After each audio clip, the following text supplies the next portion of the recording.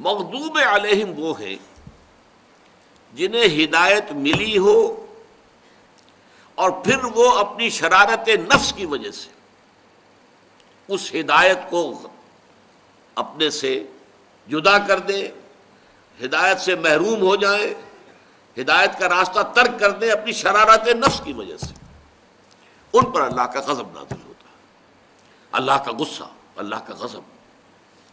اور ضالین وہ ہیں جو یا تو ابھی ہدایت کے طالب ہیں، متلاشی ہیں، ہدایت ملی نہیں ہے ابھی، اور یا یہ ہے کہ وہ کسی شرارت نفس کی وجہ سے نہیں، کسی مغالطے کی وجہ سے یا کسی اچھے جذبے میں افراط پیدا ہونے کی وجہ سے گمراہ ہو گئے۔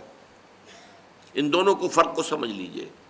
ایک وہ ہے جنہیں ہدایت ملی، اب اس کی سب سے بڑی مثال یہی وجہ ہے کہ ہمارے ہاں تمام تفاسیر میں آپ کو ملے گا کہ مغضوب علیہم سے مراد یہود، ضالین سے مراد نصارہ عیسائی۔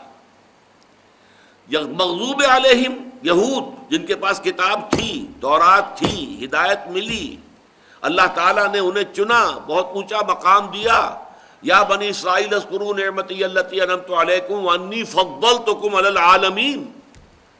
سورہ بقرہ میں 2 مرتبہ یہ آیت آئی ہے، چھٹے رکوع کی پہلی آیت بھی یہی ہے اور 15ویں رکوع کی پہلی آیت بھی بعین ہی یہی ہے۔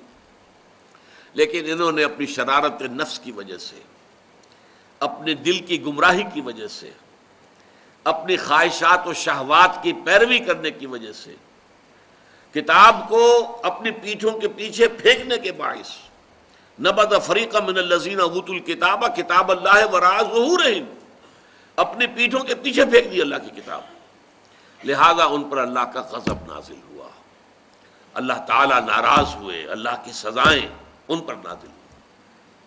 ویسے تھوڑی دیر کے لیے توقف کر کے ذرا سوچ لیجئے، آج ہم مسلمان بحیثیت امت اسی مقام پر ہیں۔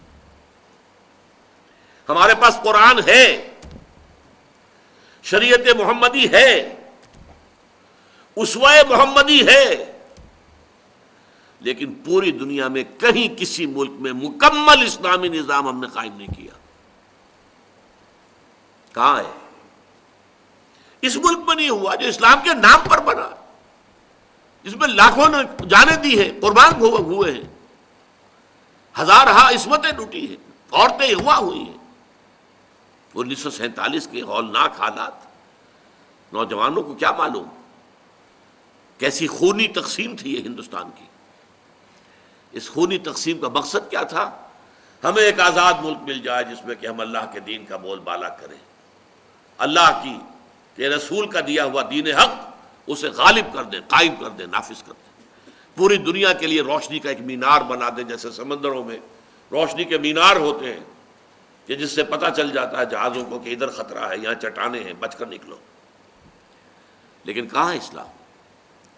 آج مغضوب علیہم، میری ایک کتاب ہے سابقہ اور موجودہ مسلمان امتوں کا ماضی، حال اور مستقبل۔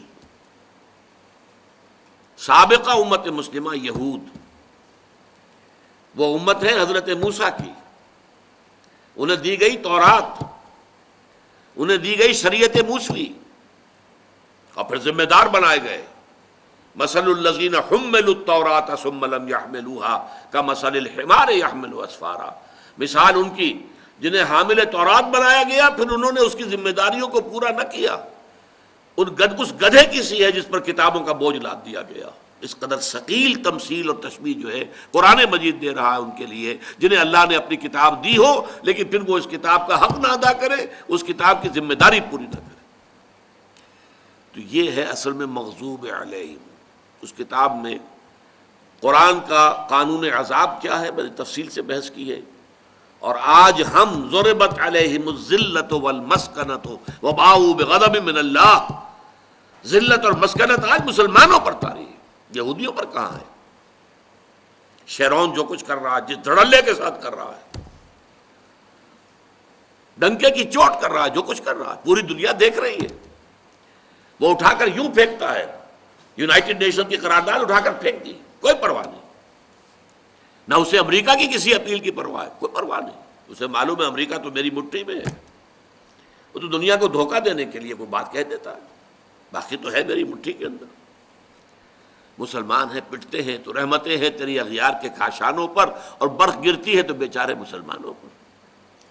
تو مغضوب علیہم کی مثال قدیم میں یہود، اور آج بدقسمتی سے ہم مسلمان اس کی مثال ہیں۔